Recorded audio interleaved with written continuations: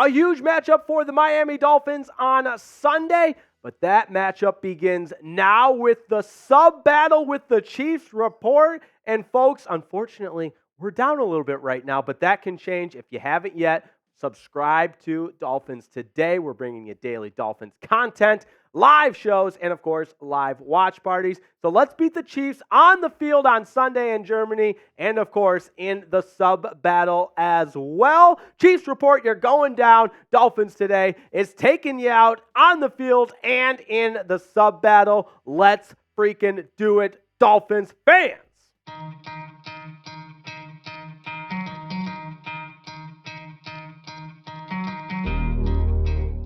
All right, this matchup is so compelling for a number of different reasons. We talked about the coaching matchup. We talked about how good the Dolphins' offense is. We've talked about 6-2 versus 6-2.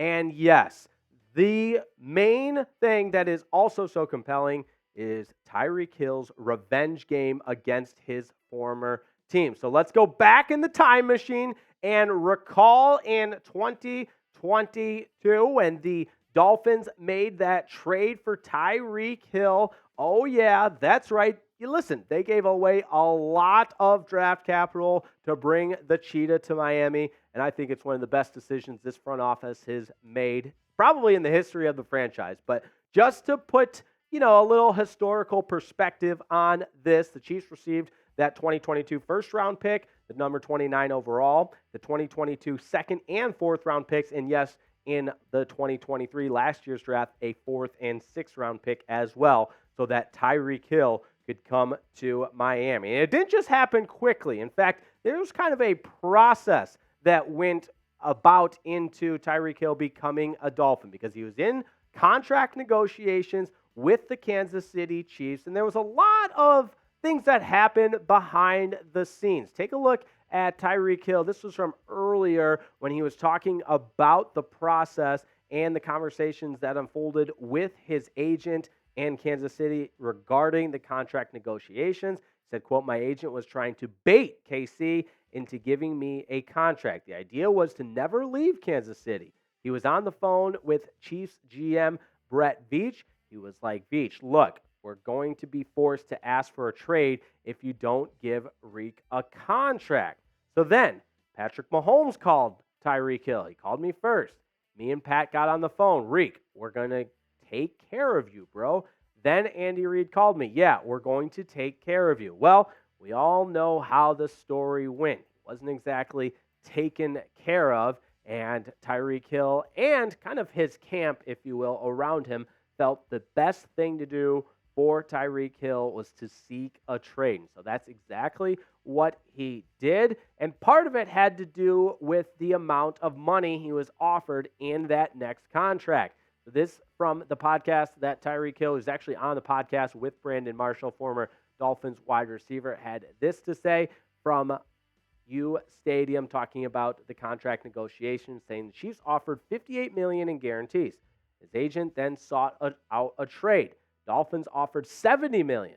Jets offered $68. Then the Jets countered with $76. And Cheetah's mom. This is the part that really jumps out to me because it's an interesting wrinkle in the story. Tyreek Hill's mom mentioned the state tax and that Hill's dream was in Miami. So shout out to the Cheetah's mom, because based on some of the information that has come out lately, she was largely responsible for Tyreek Hill coming to Miami. So show some love in the comments. Who doesn't love their mom? Spam mom in the comments. Tyreek Hill's mom, a major part of him becoming a Miami Dolphin. Very, very interesting stuff there. Show some love to Tyreek Hill's mom.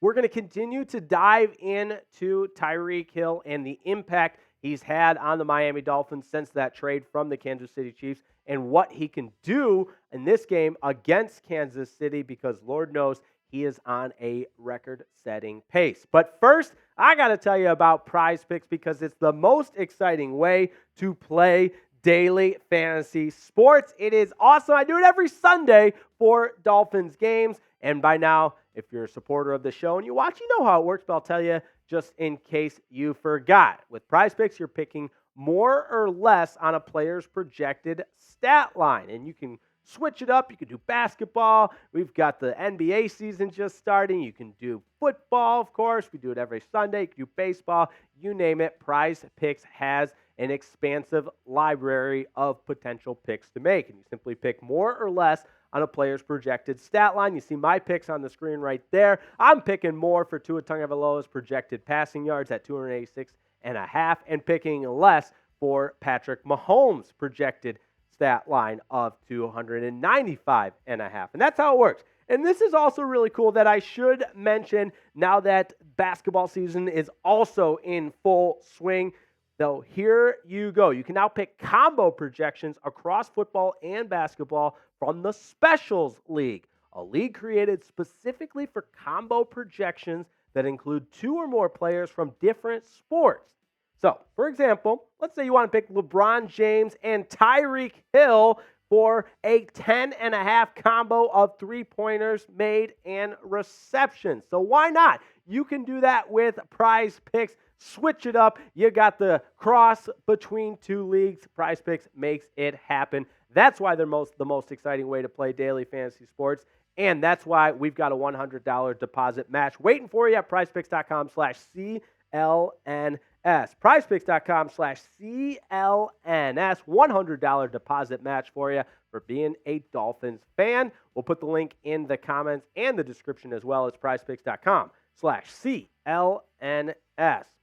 Now, more on the Tyreek situation, his approach to playing this season, and earlier in the month of September, he had a quote that I would say many scoffed at, but for sure it was a headliner because Tyreek Hill said, quote, "I will break 2,000 yards next year. 2,000 yards was on my bucket list to get before I leave this league. 2,000 yards and another Super Bowl, and we getting that. Believe that." So that was before the season started. And look, 2,000 yards has never been done before. It's never been done before in the NFL. So when Tyreek declared that, there were a couple people that said, well, let's pump the brakes a little bit. But look at us now. 8 games in, and the stats are mind-boggling. Over 1,000 yards receiving, so he's on pace for that 2,000-yard declaration that he made